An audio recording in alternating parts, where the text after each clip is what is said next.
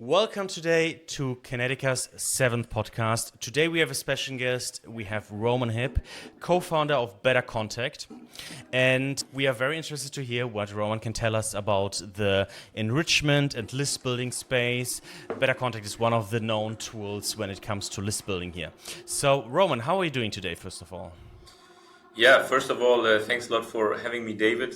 Super keen to be here, right? I've already listened to a few other podcast episodes, and yeah, it's a big honor to be here today. Great to have you here. So you just mentioned before that you moved now to Berlin, to the Alexanderplatz, right? Which is like one of the main parts actually of Berlin, right? Why that? How did it come that you decided to go there?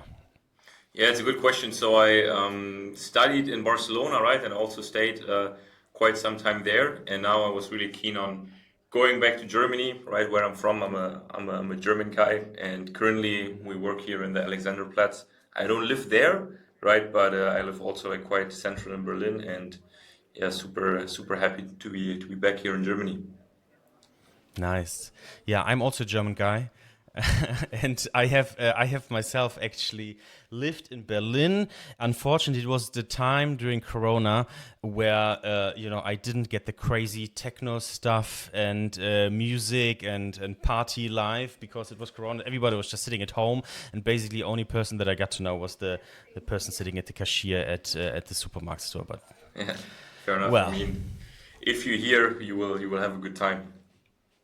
That's for sure. I hope at some other point, actually, maybe I will have some time to move to Berlin and get to know the special Berlin vibe there.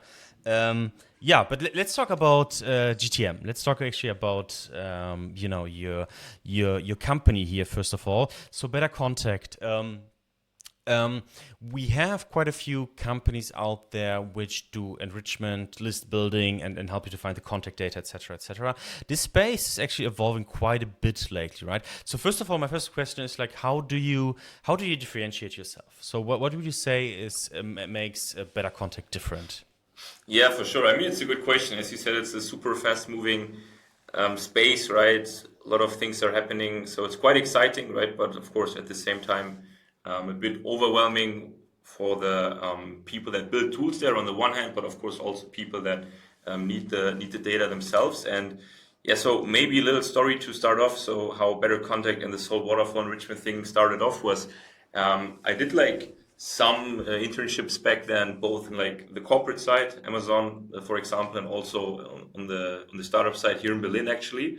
Yeah. And my issue was that I was always a bit, I had some issues with the contact data enrichment tools because I was in the growth team and the expansion team, and my job was to build the lists, right? To like provide them to the sales team so they can prospect to these people, outbound them, and ultimately convert them to the customers. And my issue was that one tool couldn't provide me what I was looking for, right? So I went to like a ZoomInfo or a Cognizant or whatever. So I always needed to go to the finance team. Can I get access to this new tool, right? Which was super expensive, super annoying for everyone.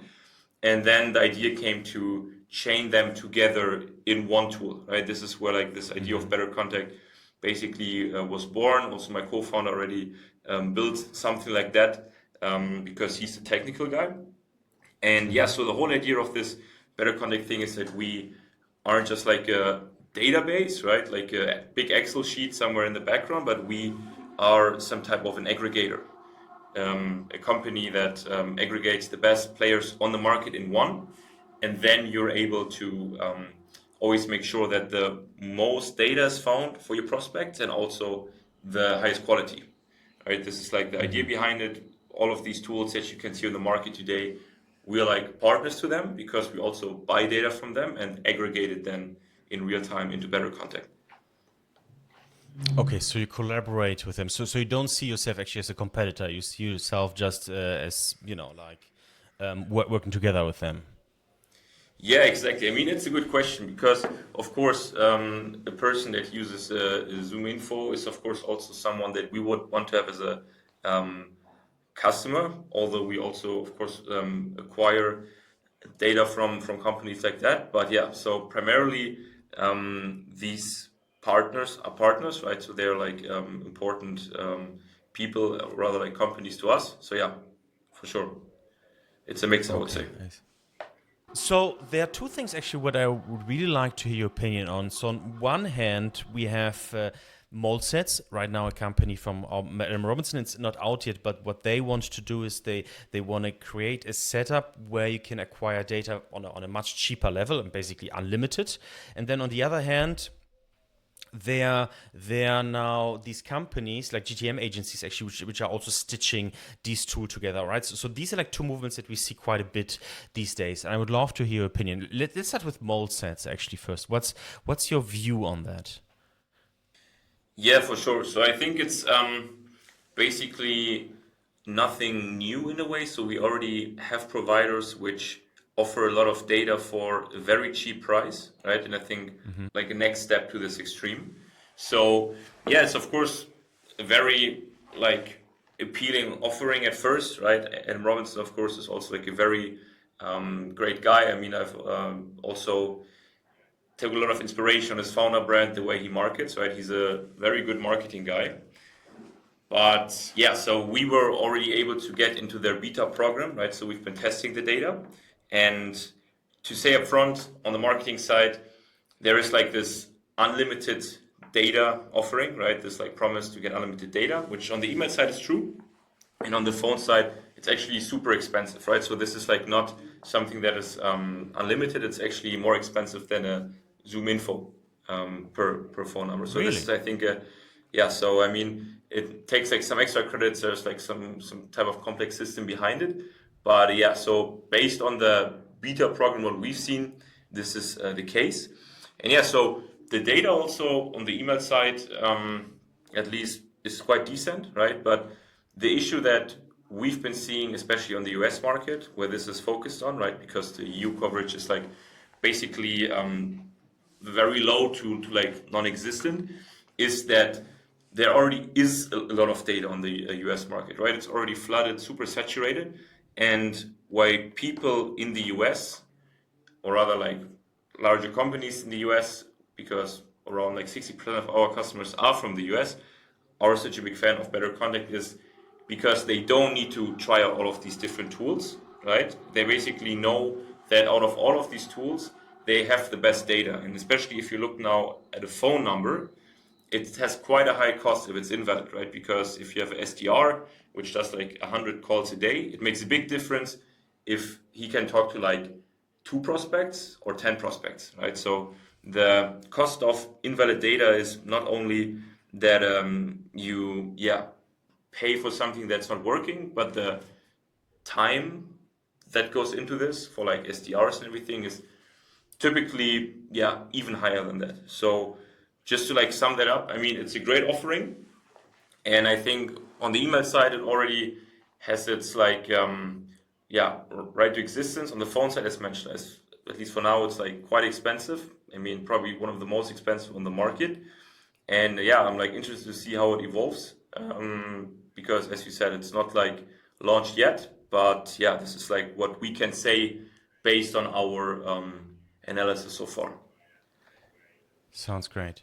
Yeah, I mean, interesting to hear from you the experience that you got from the beta program. I myself, actually, I thought about applying to it as well, but then in the end, didn't. But once it's further down the line, I will definitely do that as well.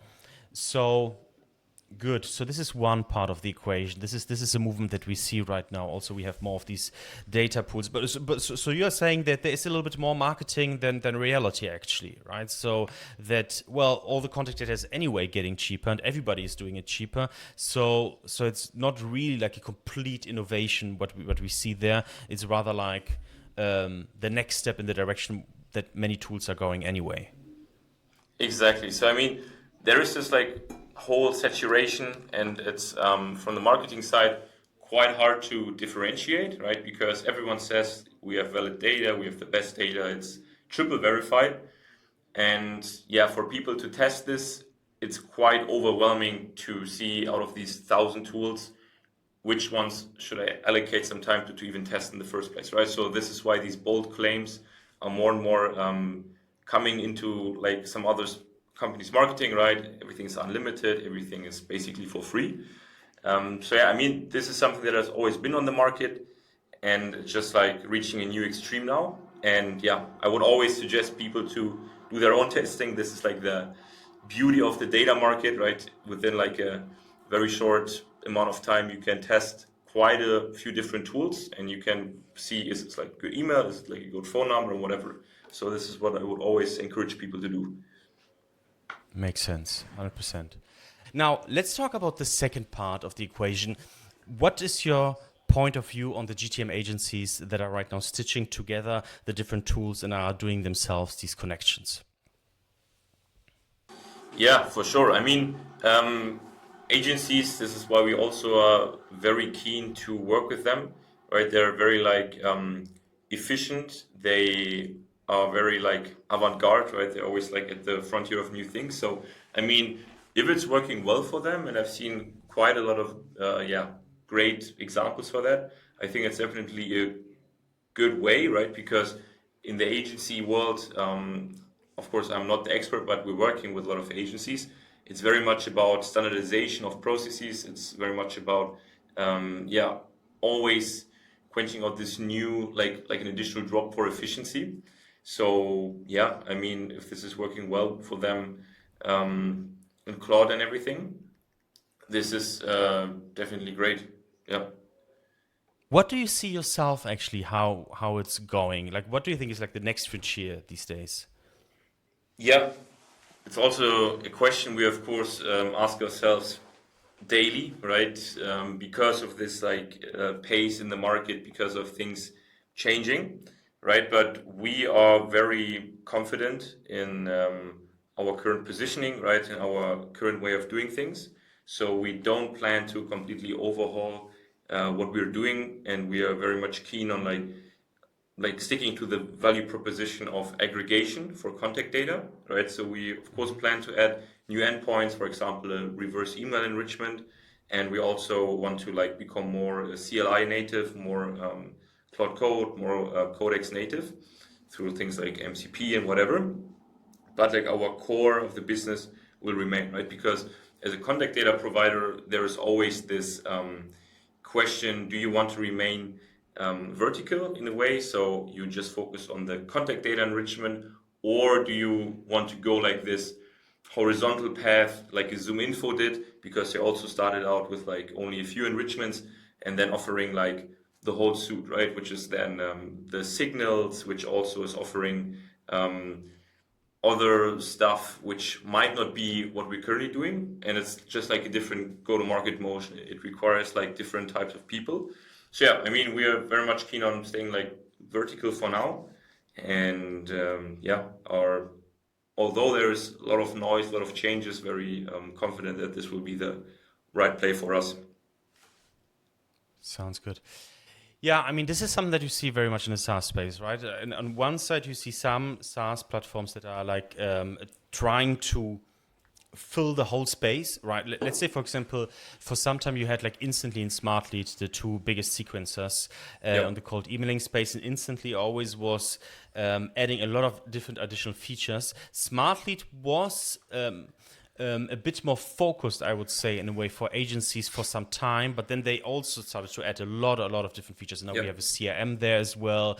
Now we can also look for data basically right away through SmartLead. And then on the other hand, you have other platforms like, for example, Email Bison, where they said, no, we just want to be the best sequencer and have the best deliverability, and that's all we want. So I guess you are also like in this kind of camp, right? Yeah, exactly. But I mean, as you said, this is like more of a cycle of a SaaS company, right? So it's this typical trajectory, I would say. So as you said, SmartLead also started out saying, yeah, we only care about deliverability. This is all we do, cold email sending. And in order to grow, in order to also, attract a broader audience that look for more like a all-in-one solution, they added features, right? So of course, this could also be the same thing for Email Bison. As they grow and want to like upsell customers, they will like horizontalize more. And to be honest, this is like our move for now. But in the future, it could be that we also horizontalize more. But for now, definitely like focus on being vertical, being best in class in what we do. Because yeah, I think in this super crowded space, it's definitely a good play to like have a niche and really dominate that niche instead of like going too broad, because it's super saturated and you really need to stand out. Yes, that's right. The interesting thing I feel is that these days, like the line in between agency and SaaS, or software company and service company, is not so clear anymore, because you can build software much easier, and many agencies and we as well are building actually software as when they serve it. And of course, not in the same way, because we don't have like hundreds and thousands of customers that we have to serve, right? We have just a bunch of them, but we still do quite a lot of software. I'm actually like every day sitting over 5 hours in the morning and just sitting on Claude Code and building other routines, new setups, new skills, API connections, etc. to all these tools.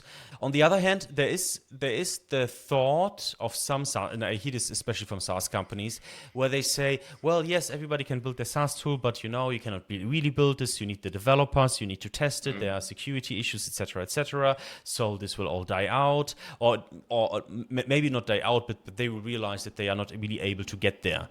What's your take on this? Do you think this is what will happen, and we'll focus on this on the clear players in the SaaS space, or not? Yeah, it's a good question. I mean, there is like probably not a black and white. I mean, there are tools that can easily be vibe coded, right? I mean, super simple SaaS tools where people still pay a lot of money for. For example, a calendar, like appointment booking. I can imagine that this is something that would be quite easy. But there is, of course, complex software like a CRM, and of course, you can always vibe code it. But the biggest cost of like vibe coding and like building software isn't really like building it, it's more like maintaining it, right? So you then need like someone that spends their resources, their focus on these types of tools, and then it breaks. So I think there will always be software which won't be replaced by in-house vibe building, because it's just like more economical and efficient to really, yeah, keep using those. But yeah, I mean, this is how I'm seeing it. And of course, there's always the question, will these like individual companies survive, right? Like Salesforce, like HubSpot, most likely. But there's also lots of predictions going on that like these big fundamental AI companies like Anthropic or OpenAI, they just like build all of these tools in-house themselves, right? So you really, really have this like all-in-one encompassing company that offers everything in a way, in a very like high quality manner. And so yeah, I mean, software will survive for sure, in my opinion, but it can be that there will be like a big centralization and aggregation, like very, very few players, like Anthropic or something, which will just like build it themselves and then resell it in like, I don't know, bundles or like a big one access or whatever. Yeah. This is an interesting future actually to think about, right? Because we have already the monopoly situation in all the SaaS tools. Something that happens over some time, that you get this monopolization. But we would get this like to a completely different degree, right? If these big AI players then start to build the whole rebuild the whole SaaS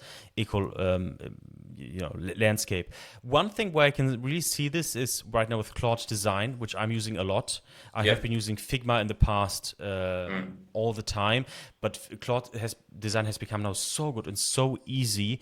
I mean, the designs honestly are often much better than I could do with Figma, and so I'm really doing work in a completely different way because of that. Yeah. Right? So that's clear, and I think the same thing will then happen like also with videos in some time, right? With video editing, I'm actually like really surprised that it doesn't work well yet. I mean, there are some tools, we are also using them, but it's still not a seamless experience when it comes to this. But then of course there's the next frontier, right? And when we look at the big players like CRMs, for example, But what you have there is, yeah, I mean, you have the community behind it. Yes, you have the maintenance part. Why they need the maintenance is because things don't work the way they should, right? So they need the support and the community to help it with. But it depends a little bit on if the experience of creating new features will be completely seamless, then maybe this could be actually the future, right? It would be super interesting to think about actually. I think that the big problem with SaaS tools in general, I mean, 90% of the functionalities in our SaaS tools a person doesn't need actually, right? Everybody needs other kind of functionalities but normally uses just a very little amount, and therefore the tool is actually not really personalized. It's not really custom to the experience, right? And so here it becomes now interesting when you say you have a service, and you could try to build it in such a way that it actually like reflects the reality of the user much closer than the SaaS tools can. And they might try to do the same thing from their perspective, right? Or maybe then Anthropic and ChatGPT does it really in this way that somebody just describes, hey, this is, I would like to have a CRM, it should have so and so many contacts, these are my deal flows, this is how it should be, and it just creates it fantastically, seamlessly for me. Maybe that is the future, right? No, nobody really knows there. Yeah, and as you said, it's like super exciting, right? I mean, of course, depends from which perspective you see it, right? Like all of these companies that just started out building the SaaS, or the current, incumbents, legacy players. I think it's pretty hard for them, just like imagining, or rather like strategizing how to really build a moat with these like ever getting stronger fundamental AI players, right? They just get more and more data, they become better. So yeah, it's quite exciting, but of course also a bit maybe frightening for a lot. I mean, on our side, I think we can be quite relaxed on the data side. I think this is the only side in SaaS which doesn't need to worry too much, right? Because data around personal data and everything is often like touchy topic. So it's probably something that like an Anthropic or OpenAI wouldn't be very keen on entering, at least for now. So yeah, but because of like all the security GDPR exactly, questions. Exactly. So I mean, from this point of view, I think we're quite well off. But I think overall it's definitely a very serious thing to consider if you want to start a SaaS now. If you think this is very easily replaceable, and if it's not, why shouldn't it be easily replaceable, or like just built in-house by one of these big players? Yeah, exactly. I mean, it's super interesting. Like when I think about it, like a few years ago, I had myself also like a startup, like it was a platform, and there we could say it took us like half a year to build this whole thing. It was really complicated. Like we had like a bunch of developers that had to sit on this, and now I see the same thing could be vibe coded like within a week maybe. Yeah. So it's really crazy. And to be honest, from that perspective, I'm actually happy that I'm in the service space, right? Because there, yes, you can build all these tools, you can have them there, but you still need really the business expertise in order to be able to stick out, in order to have campaigns and to have setups and to have results which really deliver, which really are different to the market. And that's at the end of the day what you buy with this service. You buy the expertise of somebody that understands this. Because on the other hand, you could say, well, yeah, sure, the AI is also getting smarter and it also is getting a lot of expertise by itself, but it's always the aggregated kind of expertise, right? It's the average. It's not the one that sticks out. And this is also why I mean, because from the other side, if you would think, well, if AI would actually have the knowledge and would just be able to create the best campaigns by itself for everyone, well, then everyone would have the best campaigns and everyone would get all the leads and everyone would get all the money, which of course doesn't work because we live in a capitalistic systems where you always have to weigh in and weigh out, right? So there is always like a redistribution. Exactly. So this is yeah. If you think about it, like when everyone has the best leads and the best campaigns, they said this is then a new average, right? So then this is like the average, the best lead. So then there's like new ways to discover, which would be then done by a service company like yours, exactly. Yeah, exactly. And on the other hand, I think the part that you mentioned is also 100% true. I also don't think that Anthropic and ChatGPT will start working with. I mean, will start to become data providers in any kind of way, because this doesn't fit their model. So, how are you yourself actually getting most of your leads? Do you do it like with SEO? Do you run outbound campaigns? Do you partner a lot? Yeah, so we are very big fans of all bound, right? So the inbound aspect isn't enough, right? But outbound itself is definitely a strong channel. But for example, on the cold calling side, it's quite people intense. So as a very small and like lean team, we are very like keen on fusing them together, right? This all bound concept. So we are very heavy on like human centric GTM, meaning that we very much like to co-host events in person. We very much like to do collaborations, something like this here in this podcast. Really like that people are able to get to know us personally and what we do as a company. And then once we are able to gather like signals, interest signals, or like signups or social media engagement, then we do this like part of qualifying these people at scale. If this is something that would make sense to like work with together, and then we do like the outbound, right? So the advantage is that the volume of outbound doesn't need to be that high, and also it's like more warm, right? Because these people already are like aware of what we do. They've heard about us in one way or another, right? Through this like signal, like gathering, we recognize that. And yeah, so it's basically all bound because it's a very lean team. I think this is a very good way to like go about it. Makes sense. And Allbound is one of the big buzzwords also. Like I would say last year, like what was all around before Claude was the one that everybody has mentioned. And it's definitely also one of the main plays that we are using, where we connect outbound and inbound motion together into one seamless flow, right?